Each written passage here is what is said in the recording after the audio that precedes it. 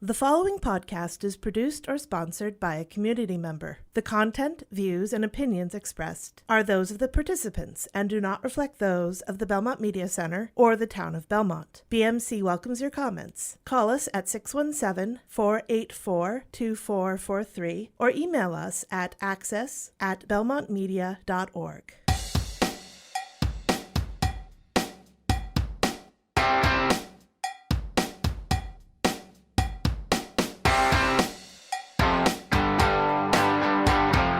Welcome to the Hopeless Fancast, the podcast that loves fans as much as fans love pop culture. I'm your host, Eileen Maxon. Before you listen to our show, be pre-warned. There will be spoilers.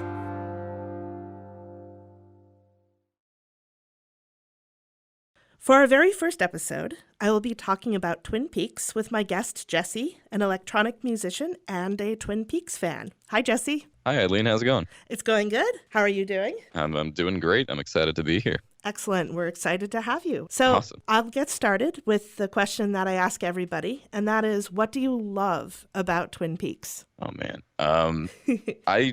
It's a loaded question, but I really like the entire eeriness and the vibe of the whole fact that when you start off watching the show, it never really feels like your conventional storytelling. Like it starts off that way, and then it just keeps diverting your expectations on every turn. And the introduction of the show for me was just like seeing this clip of the Giant saying, "It is happening again," on a stage with no context, by the way. This is years ago. And when I started watching the show, I was kind of like waiting for those moments to happen because I sort of had that prefix. And when I got into watching it, I realized like how much of the weird surreal things mixed in with this kind of almost soap opera show. That was what I loved about it. That whole weirdness to it. And then I, of course, realized David Lynch was behind it, and then it all made sense.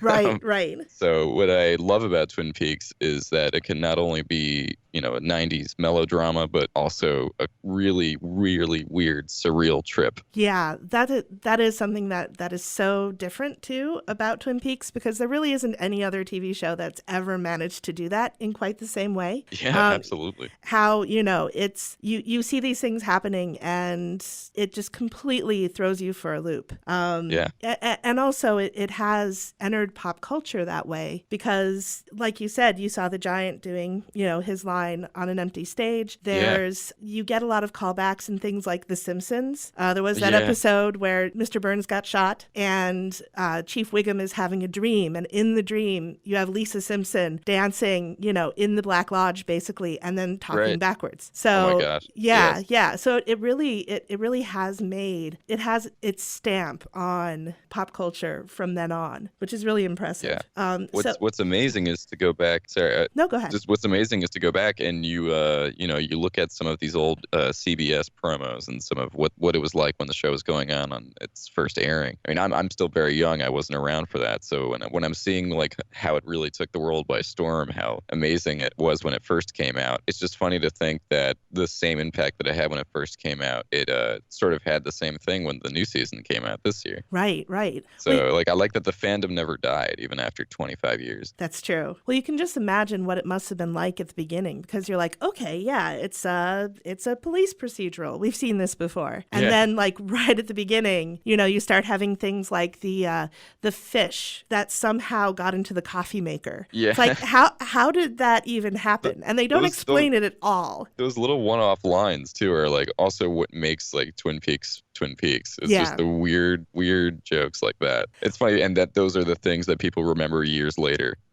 It's true, exactly. It's like, this was the regular storyline, but no, it's totally about the fish and about, all these little weird details. Yeah, exactly. So who's your favorite character in the series? It's such a loaded question. There's so many. I like, it's almost like with any other show, it's such a straightforward question, but with this one, it's like, God, like, who do I like? Like, of course, like the main characters, or like the weird, surreal, what do you call it? The Doug Pod, the spirits of Twin Peaks. Right. Of course, with Bob and the Man from Another Place. You know, when I first watched it, I wanted to say the Man from Another Place was my favorite character. I just loved his weird backwards talking. It kind of made me want to learn backwards talking a little bit. Well, you know the story that actor actually used to do that. Yes. In middle school, it was an inside joke with him and his friends or something. And Lynch was like, "Can you talk backwards?" And he's like, "Oh boy, can I?" It's like, yes, I can. Yes. So when Twin Peaks was slated to return, fandom basically went crazy. What's the line? That chewing gum that you like is coming back in style. Yes. Like, you know, Twitter basically exploded with like that line. You know what it was when it was first announced? I think it was 2015,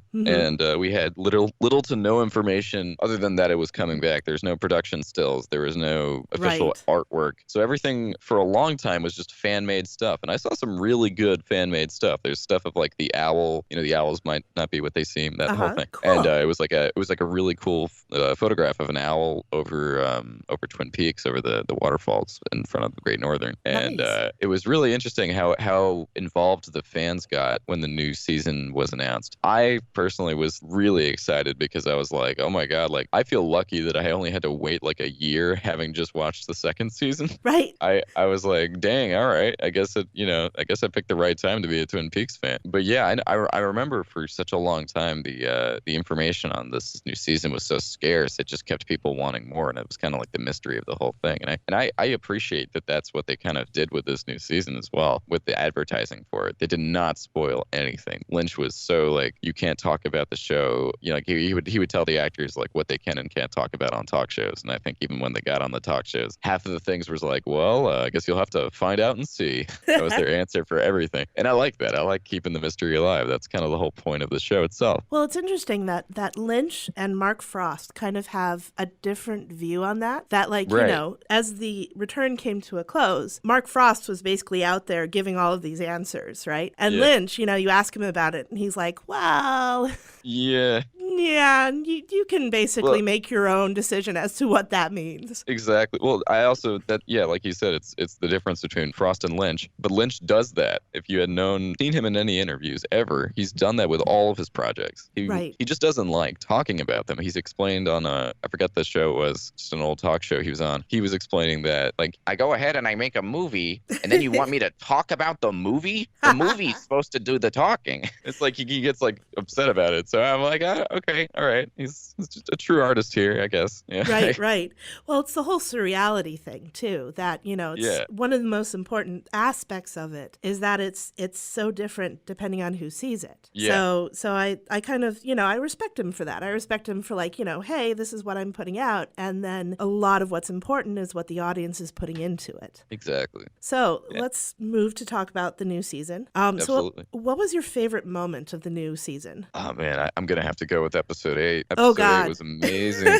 It's the only one I really watched more than once. I went back and I watched it like several times. I still haven't given the third season a rewatch yet, besides when it was first airing. So I'm definitely going to go ahead and do that soon, especially now that the Blu-ray's out with all the 6 hours of special features. Right. But that was my favorite part of this third season. That whole episode. Oh my goodness, that was amazing. It was pure cinema. It was beautiful. It was amazing. It reminded me a lot of Stanley Kubrick. Yes. In a lot of parts, you know. I mean, there's the whole bit of how Bob came to be and how Laura came to be and everything. Right. And then, you know, it's all kind of couched in this episode where you also have a music video by 9 Inch Nails, basically. Right. Which starts off the episode, which I love. If you see on 9 Inch Nails' official channel, when they uploaded that clip from the show, they included the ending part with Evil Cooper. So it almost feels like Evil Cooper is a part of the 9 Inch Nails universe. Nice. I definitely... Which is so fitting, honestly. Yeah, I definitely believe that. Evil Cooper definitely exists in the 9 Inch Nails universe. Yeah. If not, I'd love to see just an album cover or a mock-up album cover with him on it. Right. That would be awesome. Yeah. that episode had some of the characters that I really loved, and that being, they're credited as the Woodsman. Yes. Yes. And what my husband and I actually, when we were watching the series, what we started calling them was the irradiated hobos. That's close to what I actually call them. I call them the soot hobos. Nice. Yeah. And they're so strange and they're so compelling that they're these malevolent forces that are also, completely surreal and supernatural. And they are kind of those things that, they show up, they do something weird, and they leave, which is very much Twin Peaks. Yeah, exactly. They fit into the universe perfectly. And you know what I like is that it feels like Lynch is also borrowing not only from the Fire Walk with Me woodsman, because there was a woodsman in the Fire Walk with Me film when it shows when they're above the convenience store and it shows all of the Black Lodge spirits. It's not just Bob and the man from another place and the giant now. It's like all of the guys. Like there's I can't remember. There's the jumping man. Right. And yes, there was a woodsman. But I like what Lynch is kind of doing because I feel like he's taking elements from that and almost his other films like Mulholland Drive, because there was that really creepy hobo that was behind the dumpster in that diner. I don't know if you've ever seen Mulholland Drive. I have not actually, and I definitely need to. But yes. So there's a woodsman type character in it. Yes. Well, that's what I was getting to, is because it feels like he's combining the elements, because he's had the woodsman, of course, with the beard and the lumberjack getup, but he also painted him completely black. Right. And that was something that he did already with this weird hobo character in Mulholland Drive. Gotcha. It scares the hell out of me every time I watch the scene. But it's this literally, I think that it is this old woman that Lynch must have known as this actress, and they painted her black and they put like granola in her hair and just made her look like this creepy witch. But I definitely got Mulholland Drive vibes from the woodsman's character design. Wow, that's really creepy. Yeah. Oh man. And that's kind of what I was like kind of afraid of. I was like, oh no, is Twin Peaks going to be that new Lynch thing that just scares me too much to watch it? And luckily it wasn't. It was oddly like compelling, because the scenes that he did with the woodsman never really felt like they were scary, like a pop out, like surprised you scary, more just like a really slow burn of like, oh, what am I looking at? Yeah. And like that's the kind of horror that I can actually get into. I don't like the scary pop out stuff. I love the building and brooding to this creepy atmosphere. Yeah, so definitely. The woodsmen were such a big part. It was such a huge part of this season. And I loved it. I actually got to meet the actor who plays the main woodsman, the guy who looks like Abe Lincoln. Yeah, Robert Kurski. The one with the cigarette who asks people if they have a light. Yes, yeah. That guy. He's so kind. He was at the Twin Peaks pop-up shop in Los Angeles. Oh, cool. And he was just like him and a bunch of the other actors were just chilling online and like saying hi to fans. And God, he is so tall. he like I said, he's an Abraham Lincoln impersonator. So I guess I didn't put it past him. So he's he actually does that. Like he does. Oh my gosh. I think on his, other than Twin Peaks, like the only other things on his IMDb are like being Abe Lincoln and different things. So, that's amazing. Yeah, I really wonder the story of like how he met David Lynch. It's very interesting. Lynch knows how to pick him, that's for sure. Yes, he does. You can expect him to go after, okay, I need somebody who has this really rugged look. Let's look at people who impersonate Abraham Lincoln. Yeah, that's great. I can imagine it's like I need someone that looks like Abe Lincoln. Call up all the Abe Lincoln impersonators in Los Angeles. Perfect. I could see like it just without any context, him asking for that, and then his like casting director going like, all right, without asking any questions. That's what I love about this new season as well, is that like I think Showtime literally gave into all of Lynch's demands. Yes. Like, for the most part. And I think that's why the series was able to be so ridiculous, like, or this in a good way. Like this season was not catering. It was not like, show the network pressure. Because like apparently there was some of that on the original run, believe it or not. There was the pressure to reveal who killed Laura Palmer. Oh my gosh.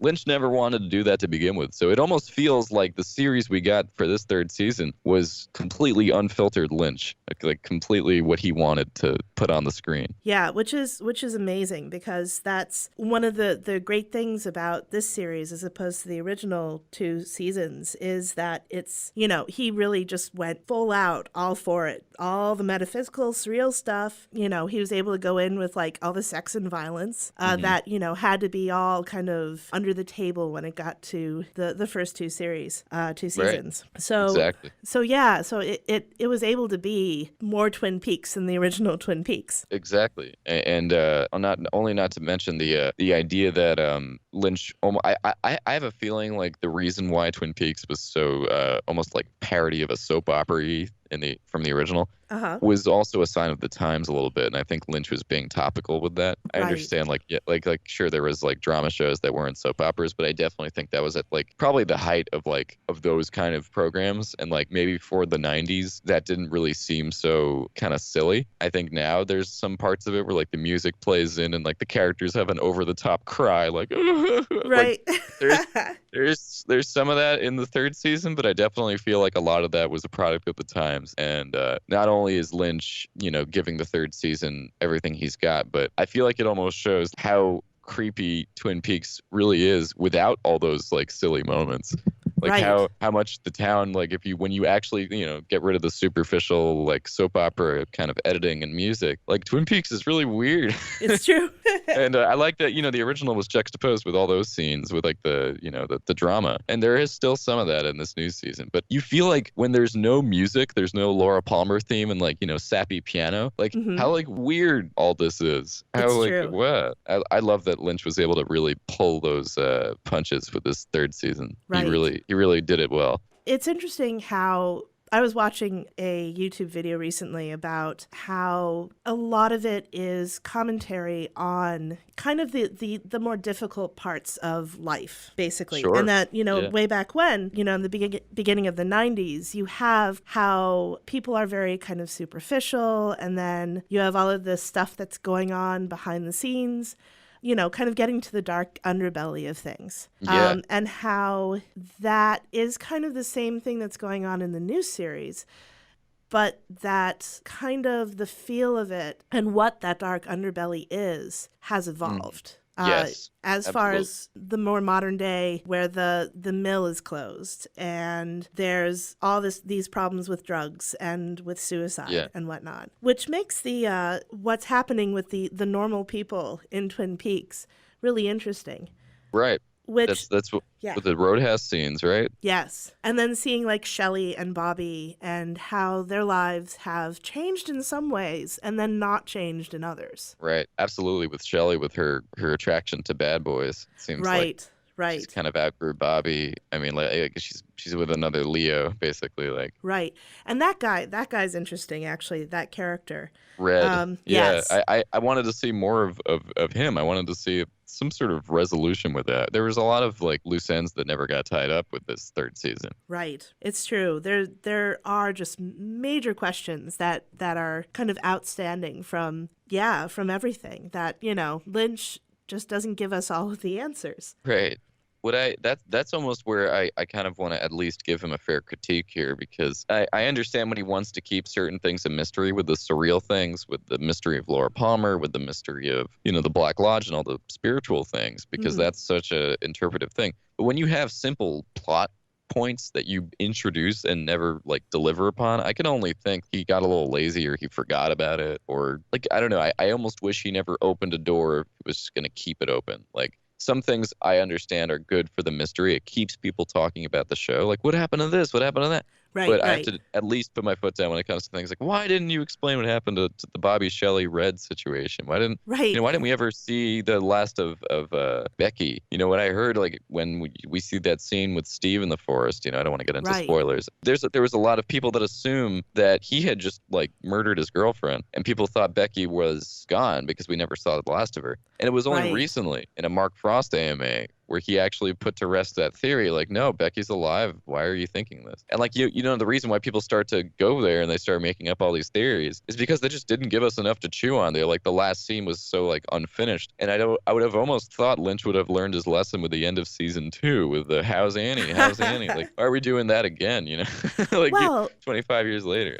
Well, I mean, at the end of season 2, I'm pretty sure that he was certain that there was going to be a season 3, and then it was kind of canceled at the last minute. So I think it's a little different, in that I don't think that he did the end of this series thinking that he's going to do a season 4, which, that question's kind of been out there of, is there going to be a season 4? If there is a season 4, what's going to be in season 4? Considering that season 3, and don't worry at all about spoilers. We're going to spoil everything. Okay. Spoiler warning. Spoiler warning. Spoiler alert. Ah! All the spoilers all the time. Yeah, so considering that the end of season 3 basically Oh yeah, it changed. retconned the whole show. Exactly, it retconned the entire show. So what would they do in a season 4? Right, and that's a very good question, because when I finished watching it and it ended the way it did, I looked over to my friend and he's just like, "There's got to be a season 4." I looked at him like, "You think David Lynch made this season with the intention of leaving it on another cliffhanger?" And then he looks at me and goes, "Yes." But yeah, for a season 4, that's a really good point. What would it be about? A lot of what I'd hope is like, how this season has been a lot of like vignettes into the current day of Twin Peaks, and the citizens of Twin Peaks' lives, the people that we saw 25 years later. Mm-hmm. Sorry, that we saw 25 years ago, all grown up now, and Right. with families and children, and what's happening with the Double R, and like the sawmill's gone, and Benjamin Horne is still at it again with his young secretaries. And Right, right. it's just so weird when I'm like thinking for a season 4 of like what that source material could be. It would probably be more of that, just more peering into the people's lives, maybe so much of the people that we haven't seen yet, because there are some characters that I think they left out on purpose. I don't know, but like season 3 ended, going into spoilers again, they answered the door hoping to see Sarah Palmer, and they saw the Tremonts, or like a woman who claimed to be a Tremont. Right. I'm wondering, what's going to happen with the Tremonts. We didn't really see too much of them. The little boy with the mask on who looks kind of like a miniature David Lynch. Right. Who was actually played by his son in the original series. Oh, really? Yeah, not in The Fire Walk with Me, but in the original show, the kid was his son. The kid who was the child of the grandmother, or the grandson? Yes, the guy's like, things can happen. And he snaps his fingers just like that, and then there's like cream corn in her hands. That's so weird. That's so also weird. Like one of those scenes that I watch, and I think it like, and this is like really putting it up there, because like there's so many creepy scenes in the whole franchise now, especially with the 3rd season. Right. But it was that scene that I think creeped me out the absolute most, was Donna like being a Meals on Wheels person, being very good and bringing the elderly food, and then just being in this situation now. It's just like, I didn't order any creamed corn, and then she looks down at the plate and she's like, sees the creamed corn, and she's like, like kind of feeling like, oh, I'm sorry, and then she points to it again, and she looks down and it's gone, and I'm like, what? And the kid has it in his hands. Oh, ooh. It freaked me out. It still freaks me out. It's like one of those things where like, how can you have a series that has really cheesy, sappy moments with like love music, and then that scene? Like, yeah. There's no other show like it. There's no other show like it. Well, there's a lot of tone whiplash, basically, where, you have, and they do this a lot in the original series, that you have all this happy music when there are things going on that are really terrifying. So that kind of juxtaposition makes the terrifying more terrifying somehow. Exactly. And it almost feels like these things have been reversed in season 3, because the whole juxtaposition in the first 2 seasons was kind of like that most of the show is like sappy melodrama on purpose. And then out of nowhere, the music changes, and there's some like, portal to another dimension open. Like, I guess that's more season 3, but like weird surreal things. Cooper has the dream, someone dies, whatever. Right. In this 3rd season, it almost feels like it's more dark, and then the light moments are the juxtapositions. It's because true. like it's so backwards. It's so weird. It feels like the show is just more upsetting than it is fun. It's true. Honestly, I know a lot of people that are very divided about that. Like, there's something lost from the original series in the 3rd season. I personally think the 3rd season is, if not better than the original. I think that there are things about the 3rd season that they do so much better. But at the same time, you can't knock the 1st season. It's so good. I think a lot of people hate the 2nd season because it goes on for too long, at least after episode 8. But right. Well, at some point, David Lynch actually left the show, didn't he? Yeah, I think so. Yeah, I think that, and I get the sense, and I might be wrong, but I get the sense that it was because they wanted Twin Peaks to kind of go more in the, this is a police procedural sort of direction. Oh, yeah. And having answered the chilling question, who killed Laura Palmer, right, probably felt like, well, what's the point of my show anymore? Exactly. I wasn't even intending on answering that question, so what do you want me to do now? Yeah. And then they try to make it, they try to bring in new mystery and whatnot. It's like, no, that... Yeah. Any subplot, like everyone always makes fun of the James subplot with the older lady that he, like, runs away with and, like, she tries to kill him or something. Right. It was so lame. It was so like, what am I watching? Like James the show? I don't think many people want that. He's not Right. exactly a fan favorite character, which like I like James, but like there's that in the Roadhouse scene in the 3rd season when he's actually up on stage singing "You and I." Yes. I loved that. I was like, yes, but I when I read the forums every night when the show is airing, so I can kind of like see all the speculation again. Like it's it's all it's the 90s all over again. People always speculate. I remember the forums blew up that night when James was singing. It was so divided. People were like, "What the hell? This is terrible. This is the worst thing." And like, why would they do this? Lynch is trolling us. And then like, there's the people that are like, "Oh, this was so great. I don't know what you guys are talking about." And I'm definitely on the "this was so great" bandwagon because I love that. I love that Lynch can even laugh at himself sometimes with those scenes where it's like even the parts that are like so divisive amongst the Twin Peaks fans, like the James thing. Right. I feel like Lynch doesn't even mind like throwing that in the 3rd season. Like that's so great. Yeah. Well, all the stuff that he did at the Roadhouse is actually really interesting. One of the things that my husband and I noticed was that he has a thing for limp, breathy women. limp, breathy women. You know, very, very skinny, singing very quietly and stuff like that. Oh, so you're talking about the Chromatics now? The Chromatics? The band that played for the first episode or the second episode, with the blonde girl. Yes. Well, she kind of reminded me of a young Julie Cruz a little bit. Yeah. Well, there are a couple of bands that were, fronted by women who had this kind of, that kind of look. And apparently he's actually fairly fond of that kind of band and that kind of look. So it was interesting of, okay, we're at the Roadhouse again. And wow, here are the limp, breathy women. Yeah. But the music that he uses in the Roadhouse is really interesting, I think. Right. I agree. Yeah. And how in a lot of times he closes out the episode with that. And it's kind of an interesting way to kind of like reflect on like, okay, well, what's happened and where are we now? That's a very good point. And I loved almost every Roadhouse performance. Actually, I don't think there was one I didn't like. It was such a great way to introduce people to new musical talent and also like kind of close out the episode, like you were saying, and make you reflect on what you had just watched. And it was great. It introduced me to so many new artists I didn't really remember. I didn't even realize this, but the Chromatics, who they performed at the Roadhouse a few times during that season, I was going to mention them by names. I can't remember their names now. I know Johnny Jewel did a lot of the music for just the background music in this season as well. Okay. But something that I never realized was the band Chromatics did the music for the film Drive with Ryan Gosling. Oh, cool. And also Ryan Gosling's own directorial debut film, Lost River, which I still haven't watched, but Chromatics did the soundtrack for that. I kind of like that they have this 80s synth sound at the same time, and it works for Twin Peaks for some reason. And they kind of combine it with that sort of like, what do you call it? Like that Elvis Presley doo-wop kind of love ballads a little bit, like old 50s love ballads. Right, Maybe not Elvis Presley, but they kind of do that sound that fits so perfectly with Twin Peaks. Yeah. So I think Lynch really picked them good for this Roadhouse musical performance enders. They're all really good. Yeah. Well, it's interesting that in the original Twin Peaks, like a lot of the music had a very kind of 50s feel to it. Yeah, exactly. That's what I meant when I said like doo-wop, like a 50s love ballads. Right. Yeah.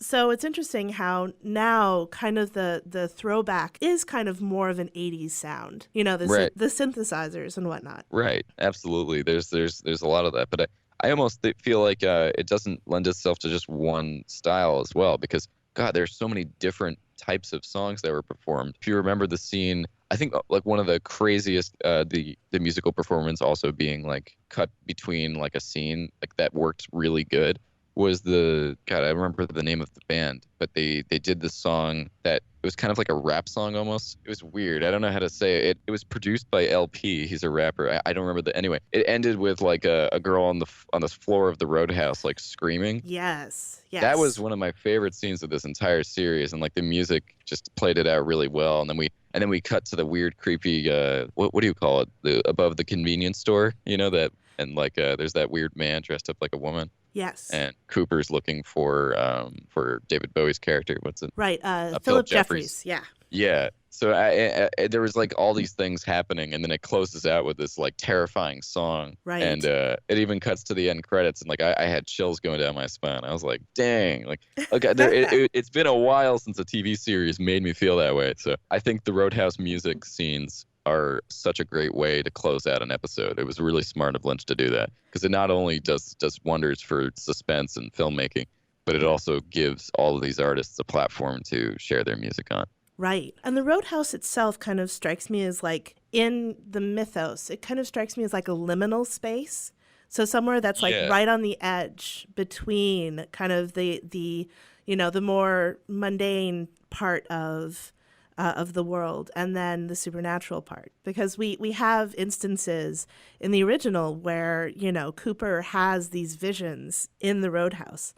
And then there are also times when the Roadhouse looks like the Black Lodge with the curtains and everything. So I think it's that too, and then integrating that with the music. It's a really interesting kind of place that's right on the edge there between kind of the normal world and the supernatural world. Yeah, and it's funny that you say that, because there's a lot of fans that theorize about this. Some of the Roadhouse performances not even have happened, like in reality.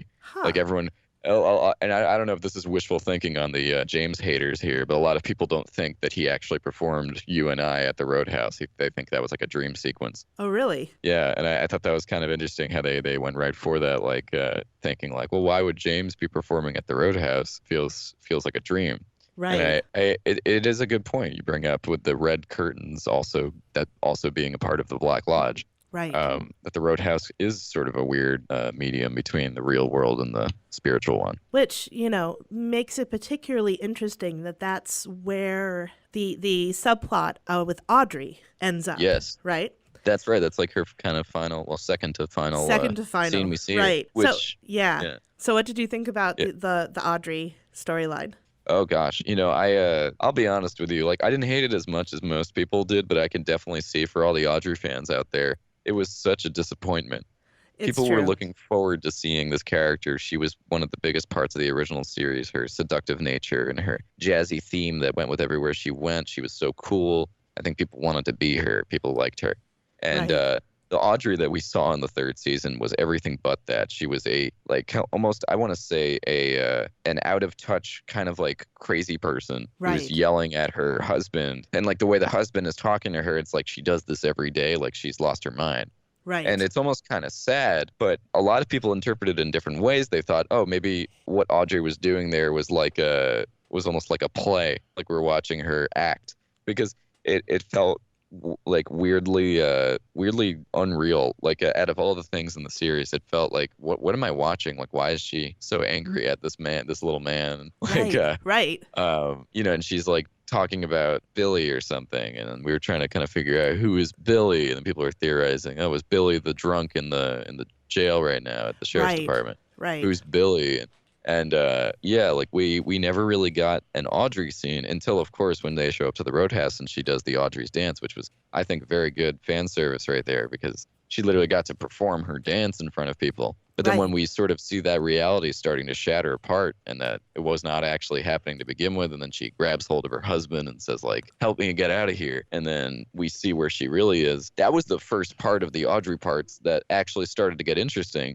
And then we didn't get anything after that. Exactly. It's like we got the worst of the Audrey scenes and then like ended on the best part. Like, yeah. I was really hoping to see, like, what is she like? Is she in a straitjacket in a mental asylum? Was that what that looked like? I couldn't tell. It was honestly one of the weirdest shots in this whole season. Like, just a white room. You didn't really see any white rooms in this season. Right. Well, I think that's one of the things that Mark Frost talked about later, that, she was in, a private mental institution. She's like, well, okay, but there's story there that I think everybody is interested in. Certainly all the Twin Peaks fans from the original series, they definitely could have done a lot more with that. Absolutely. And I felt, I'm not the biggest Audrey fan, so I didn't really feel as bad, but I felt so bad for all of the Audrey fans out there who really wanted to see more scenes with her. I do like, however, that they did, make her have a bit of a legacy with her son, Richard Horne. Right. Because everyone was theorizing when they saw the credits of him as Richard Horne. They're like, they're like immediately going to like all these crazy theories, like, oh my God, is he the rape love child of Evil Cooper and Audrey? Did when Evil Cooper visited Audrey in the hospital, did he rape her? And then Richard Horn is the result of that. And I was like, geez, I didn't even think about that. Right. That's terrible. And then it actually turns out to be true. And I was It's like, true, oh, yep. that's what the hell? Like people were saying that the moment they just read the words Richard Horn. I was like, how did you come to that conclusion? He was only shown in one episode and you read his name in the credits. And like, you don't put it past Twin Peaks fans. That's all I'm saying. They get things like that. I'm like, I didn't even think about it. That's why I was reading the Doug Pa forums every night. I was like, all right, what are people theorizing now? Because oh my God, half of those theories were right. Right. Well, it's true. I mean, you know, you get into Twin Peaks and sometimes it's really either one way or the other. Either you come up with something that is just so off the top bananas and it's wrong, or you come up with something that is so off the top bananas and it's totally right. So, yeah. Exactly. Yeah, and what I love is like all the inferences that we might have about the show have probably already been debunked or at least like discussed with a lot of people. When people were talking about how the giant is no longer credited as the giant, he's the fireman. Right. There was also all these things that were starting to come together. Like, well, hey, did you notice that the giant in this season, you know, or now we call him the fireman, is wearing a jacket on top of his bow tie? And people were like, well, a lot of people were theorizing this is just a tuxedo jacket. It's just the rest of his outfit. You know, that's not so significant.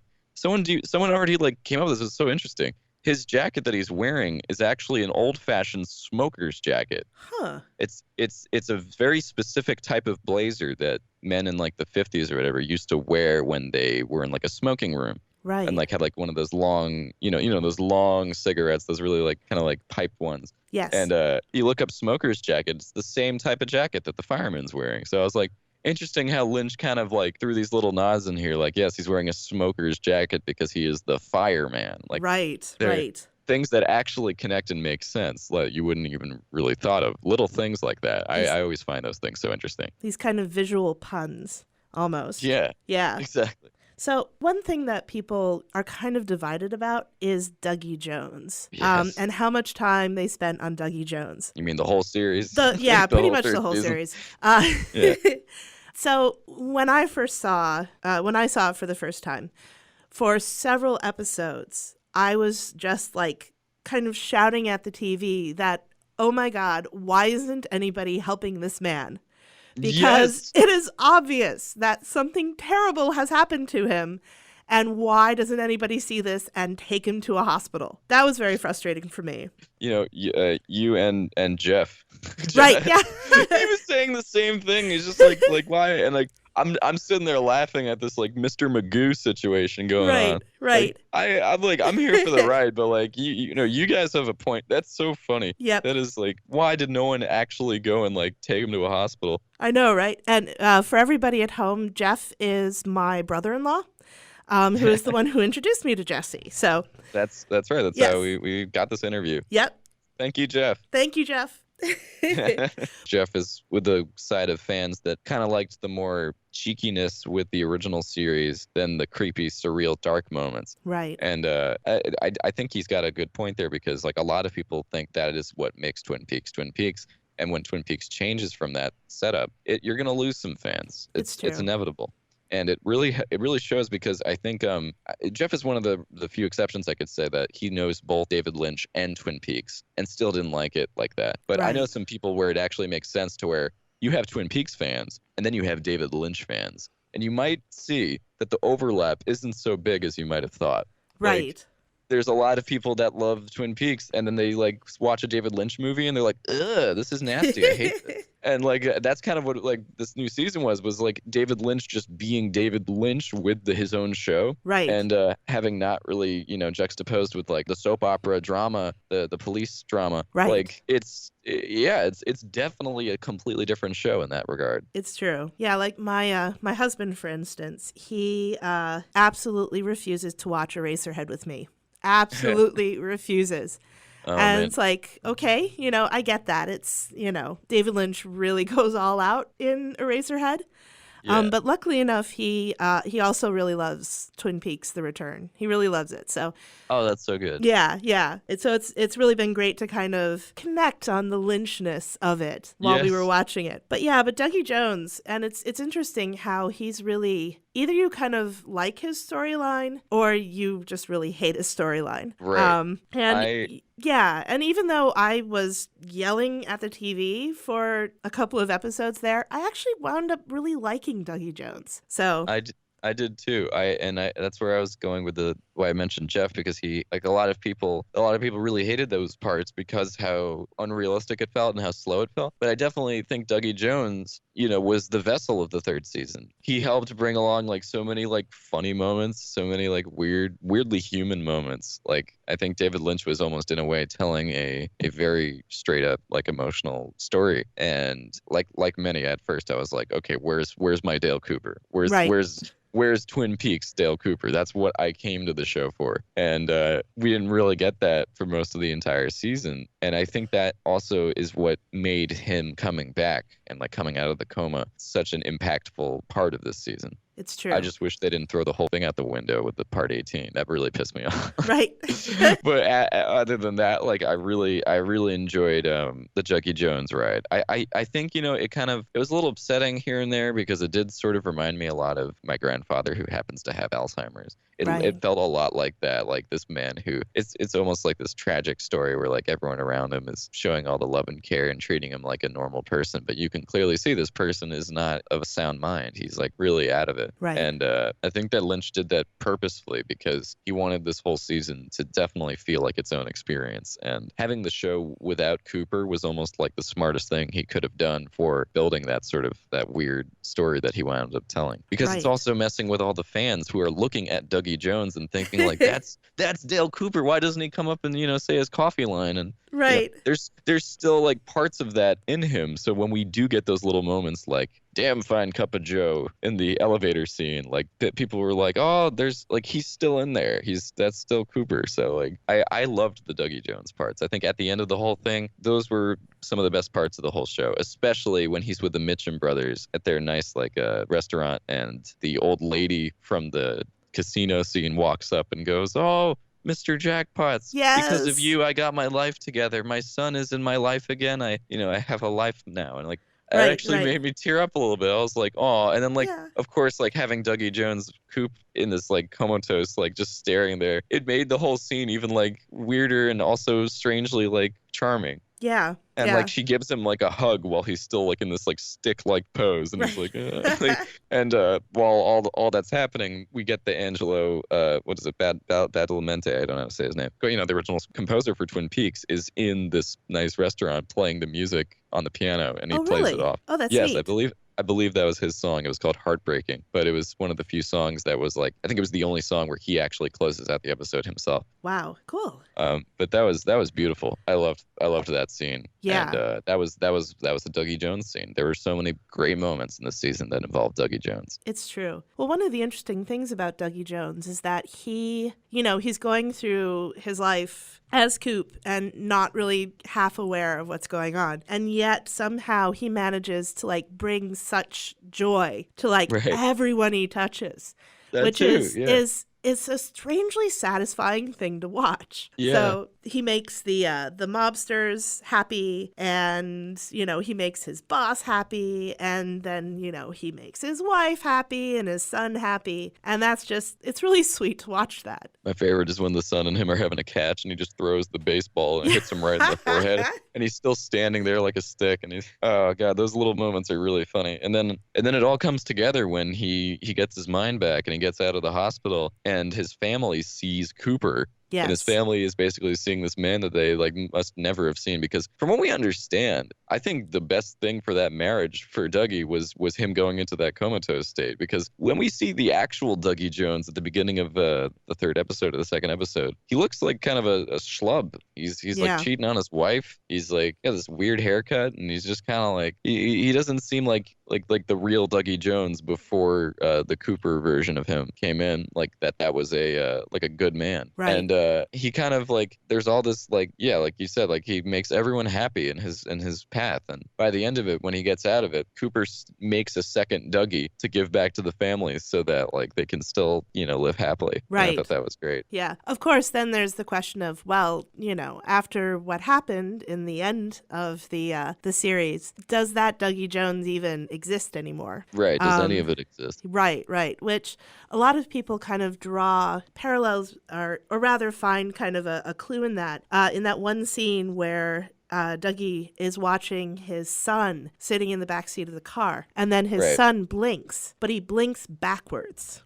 You notice there's a lot of that. If you watch the scene with Becky and her abusive boyfriend walking out of the Double R after Shelley gives Becky the money, there's a shot of them in the car, and it's like a front-on shot. If you look in the background, the people are walking backwards. Oh, seriously? I didn't notice that. I'm totally going to have to see that. It's so weird, and like while he's counting the money, it's so bizarre. But yes, there are those little scenes where like those little backwards shots that Lynch puts in there and sprinkles in there. Are those supposed to be like a hint to the audience that none of this is real? I don't know.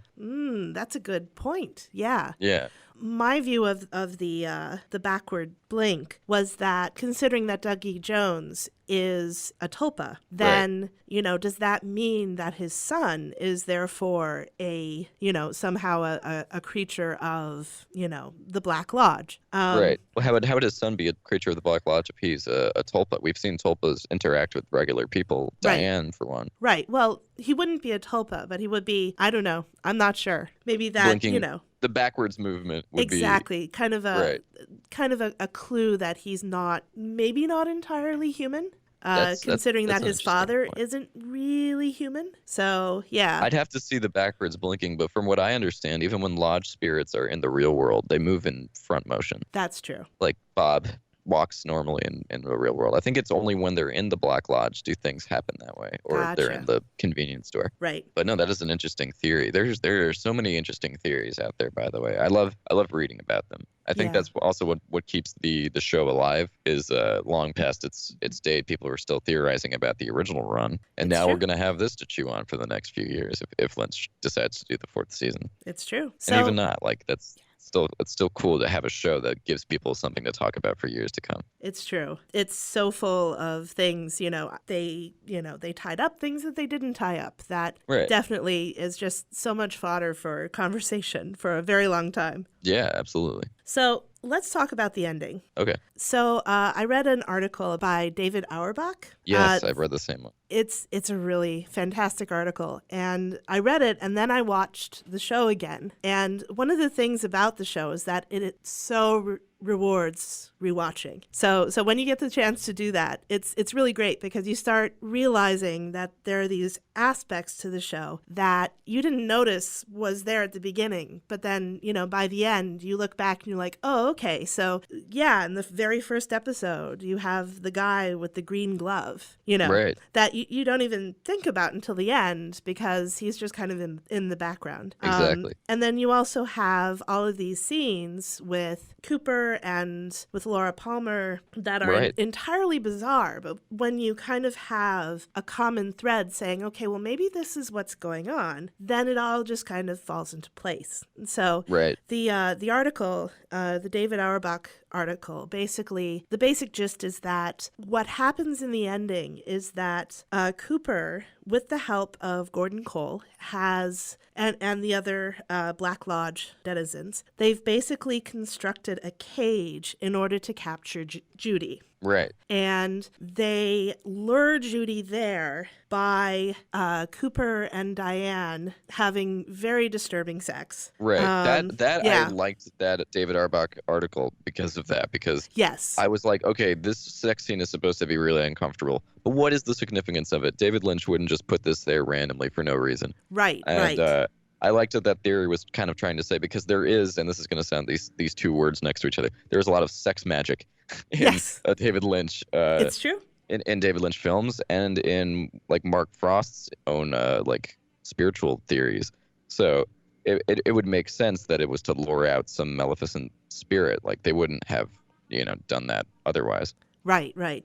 And, and we have kind of the forerunner to that with the couple in New York with the glass box. That, Right. They have sex there, and then, Judy basically shows up and, kills them very violently. So yeah.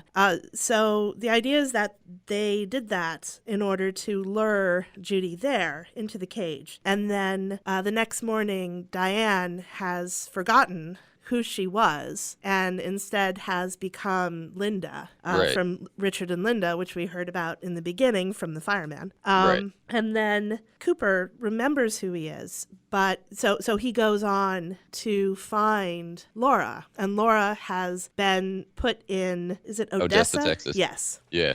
Which interestingly enough has a big rabbit, sculpture as part of it. I don't think that's a coincidence. I think definitely David Lynch not. Picked Odessa for that reason. Yeah, definitely the Jackrabbit Palace goes, along with that. And so he finds Laura, who doesn't remember that she's Laura, but takes her to Twin Peaks because she is basically a bomb, is how they put it. That she's this creature who has all of this stored energy from all of the suffering of her upbringing. And then she's taken to Twin Peaks in order to confront Judy, who is either impersonating or like living inside of her mother. Right. And then when Judy sees Laura screams and the lights blow out in the house and everything's blown up and everybody dies. Right. So I really like most of this theory, except for the part of everything blows up and everybody dies. Well, yeah, no one likes that. Yeah. It's like, all the other stuff, all of this makes a lot of sense. So what are your thoughts on that theory? I like that theory. I like the there's things to back it up. There's scenes from earlier in this season that back it up. There are just a few things like that I don't necessarily agree with. And the main one is the Richard and Linda thing. A lot of people think that after they have the ritualistic sex and he wakes up the next morning, that note on the table was actually left for him by Diane, and that she is calling him Richard and that she is now Linda. I don't think that's the case. I think Lynch has almost in a way hinted that this isn't true because there's an interview. Every time they bring it up to Lynch where they say, so, there's actually 4 Kyle MacLachlans because, we have our Dale Cooper, our Dougie, and our evil Coop. But now, we have this Richard. What can you tell us about this? And David Lynch will literally just look at the guy and says, I think you need to watch that scene again.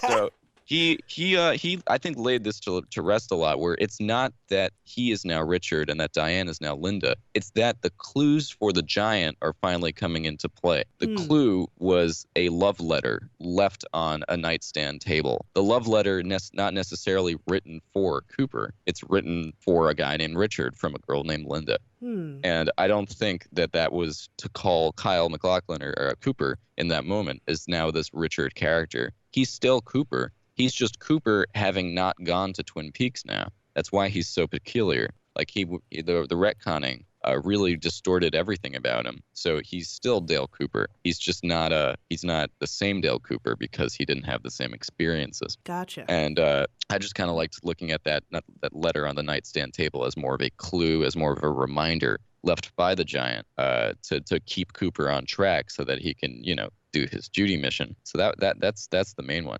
Another one that I thought was really interesting because people were trying to say like they're different characters because Mark Frost finally answered this. There's like scenes in like the Black Lodge near the end where we see Cooper wearing his pin on his FBI pin, and then there's scenes where he's not. And people are theorizing, oh no, this is proof of different timelines and realities. And Mark Frost, I'm so glad he finally came on Twitter. He's like, no, that was actually just a mistake. Our bad. like one little mistake like on like someone's outfit, and people are going to be theorizing. That's what I love about the Twin Peaks fandom. Right. I mean, I noticed that too. Like the very first scene with Cooper when he's talking with the fireman, he doesn't have his pin on. So yeah, people were, speculating that, that means that scene happened in a different time than, the other scenes because he doesn't have his pin on. But yeah, I'm glad to know that it was just a mistake. Yeah, I that's why I'm so glad that Mark Frost did an AMA, because for the longest time we have been asking questions about this new season. And the first AMA that we got was from Sabrina Sutherland. And, bless her heart, she's a Showtime exec who helped make this whole season a reality. But she's not really the creative frontrunner on this at all. So most of the questions that were asked, she was just like, thanks for your involvement in, the fandom here. We love you guys. Sorry, we can't answer this question. We just want to keep the mystery alive. Next question. And then every question was just what color is Dougie's suit? I'm sorry, we just want to keep the mystery alive. Right. You could ask a really dumb question, she'll still say that. So I Oh felt my like that gosh. AMA was almost a waste of time. But Yeah, when Mark seriously. Frost actually did his AMA, he straight up answered questions. He wasn't afraid. He gave answers to things. He even theorized himself a little bit, yeah, I guess I could see Bobby doing that. He would play with it. And I like that. And that's coming from the man who created the show himself. I'm sure Sabrina Sutherland was afraid to answer any creative things because she's afraid that it would go against what the creators of the show themselves would think. Right. But then when the creator of the show himself walks up, he goes yeah, I guess that's true. I guess that can make sense. He's messing with fans sometimes. Right, But right. We did get a lot of concrete answers out of that. Becky didn't die. There was no weird significance pin on Cooper's jacket. I think there was a few others that he answered. But yeah, also the final dossier came out. I still haven't read it. Right. I haven't read it But- either. I yeah. definitely need to. Yeah, it's I feel like that also definitely answered a lot of questions about this season as well. Sure. But, So at the very end, when they get to Twin Peaks and they go to the house and they find out that Laura's mom, Sarah, doesn't live there anymore, or never lived there actually. And then you have this thing where they're trying to figure out what's going on. Cooper asks what year it is, and then Laura seems to remember something, realize something. You should play that scene again. When what she actually does is she hears her mother. Yes. You Yes. hear mom going, Laura, and it's actually the same soundbite from the first episode when she's calling upstairs for her. Oh, really? That's interesting. Yeah, there's a lot of interesting sound things going on.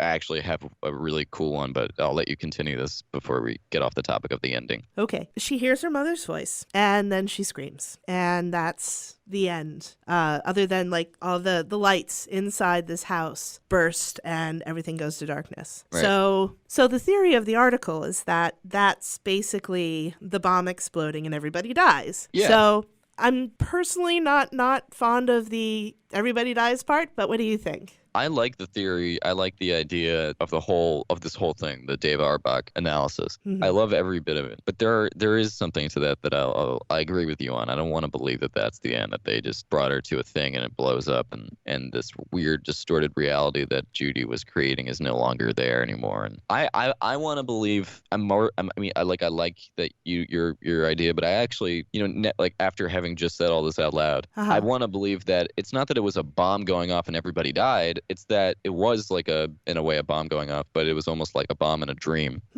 Yeah. So I like the whole thing of Twin Peaks is dreams. So I almost imagine the very next scene, if David Lynch were to quite actually make a fourth season that starts where this episode ends, would probably be with someone waking up. I almost want it to be Cooper. I want Cooper to wake up and he didn't retcon the whole show, and it's actually it'd be interesting to see where he would be in a season 4. Right. So I think it all checks out. I think a dream, because I growing up as a child, I'd have a lot of nightmares, and it would almost always end with me screaming in the nightmare Mm-hmm. and then waking up. Right. So it felt very nightmarish, and I could definitely see it just all being a dream. That makes a lot of sense. Yeah. I was mentioned earlier. Do you want to hear a really neat audio tidbit that I found in the show that is really Definitely. cool? I didn't actually. I mean, I noticed it, but I didn't really do all the work. There's such an incredible I have to give a shout out just to the Twin Peaks subreddit. It's an Mhm. incredible community of people that go out of their ways to uncover these things and come up with interesting theories. This incredible guy, he got the 5.1 surround sound mix of the 3rd season, so he can go in and solo audio channels and listen to stuff. So do you remember in the third? I think it was the 3rd or 4th episode, or maybe it was even the 2nd, but it was one of the first few. Evil Coop is on the phone with what is presumably Philip Jeffries. Yes. And then he kind of says this isn't Jeffries. Who is this? Who are you? Mhm. What did you do with Philip? So the person went in and got that creepy kind of voice coming off of the answering machine or whatever thing like that. The speakerphone? The Yeah. speakerphone, exactly. So that kind of That creepy voice doing the thing. so someone was able to solo that and take out all the background noise and with a few adjustments, like only pitching it down like a semitone, you can clearly hear, and I think it's very accurate. This is Sarah Palmer's voice. Yes. It's the actress who plays her, and I'm thinking that's because it's Judy possessing Sarah Palmer, leading evil Cooper on, because this theory checks out as Cooper is going between going to the White Lodge. I think he's trying to find Jeffries and in turn find Judy, because like that's kind of who Jeffries was sort of leading him to. And evil Cooper winds up getting intercepted by the giant and put in front of the sheriff department. Right. So the fact that Judy has been the one messing with him the whole time definitely makes sense. And that theory, that soundbite really proves it. And it's really chilling to listen to. That's amazing. Yeah. I had heard that theory because the voice says, Bob will be with me again, which is something that Jeffries wouldn't necessarily say. And then right before, when the evil Coop is driving in the night, you have that song, I think it's called American Woman. American Woman, the David Lynch remix, which he just slowed down the original. Slowed it all the way down. Yeah. And so you have these female voices that are now very deep and kind of masculine. So there are people who are speculating that was kind of a little bit of a hint as to what exactly was going on with that voice. So so it's great to hear that when you actually work with the sound itself, that it sounds like her. That's great. Yeah, it sounds like Lynch was expecting someone to play the episode at 2 times the speed so that everyone's a chipmunk. And then when you get to the Philip Jeffries phone call, it sounds normal, and then his song's the remix sounds normal. Right. It is such an interesting theory, and I love that Lynch puts these little audio tidbits in there, these audio Easter eggs. It's true. Yeah. Well, we've been talking for a while. An hour and 19 minutes. Yeah. So we should probably close it up. I want to say thank you very much for being my very first guest on this podcast. Of course, anytime. Thank you for having me. Of course. And if somewhere down the line there's a season 4 and and this podcast is still going at that point, then I would definitely love to have you on again to talk about that. I would love to be on. Thank you so much. Thank you for listening to the Hopeless Fancast. You can follow us on Twitter at Hopeless Fancast, on our Facebook page, The Hopeless Fancast, and find all of our episodes on hopelessfancast.com. If you enjoy our show, please consider becoming a patron. Go to patreon.com/thehopelessfancast to find out more. Thank you, and we'll see you soon.